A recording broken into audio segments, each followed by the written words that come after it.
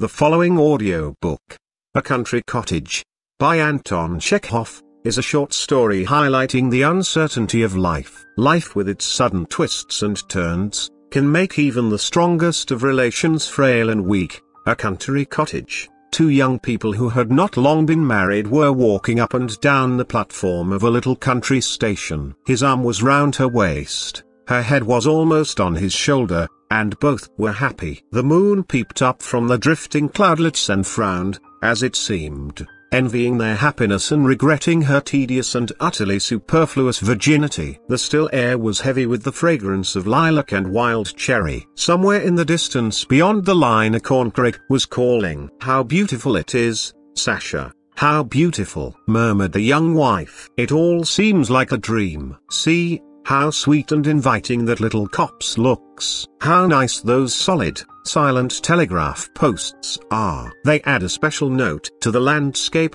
suggesting humanity, civilization in the distance.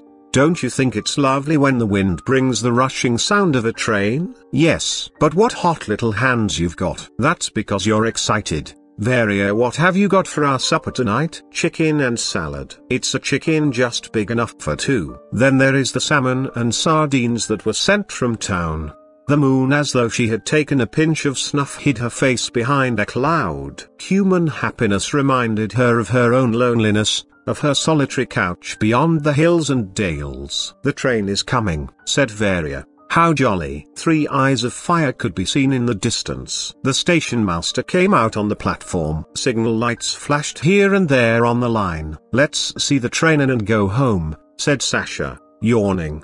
"What a splendid time we are having together, Varya. It's so splendid, one can hardly believe it's true." The dark monster crept noiselessly alongside the platform and came to a standstill.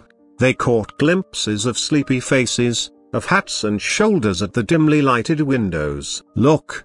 Look!" they heard from one of the carriages. "Varya and Sasha have come to meet us." "There they are, Varya. Look!" 2 little girls skipped out of the train and hung on Varya's neck. They were followed by a stout, middle-aged lady, and a tall, lanky gentleman with grey whiskers. Behind them came 2 schoolboys, laden with bags, and after the schoolboys, the governess, after the governess the grandmother. "Here we are, dear boy," began the whiskered gentleman, squeezing Sasha's hand. "Sick of waiting for us, I expect. You have been pitching into your old uncle for not coming down all this time, I dare say." "Kolya, Kostya, Nina, Fifa.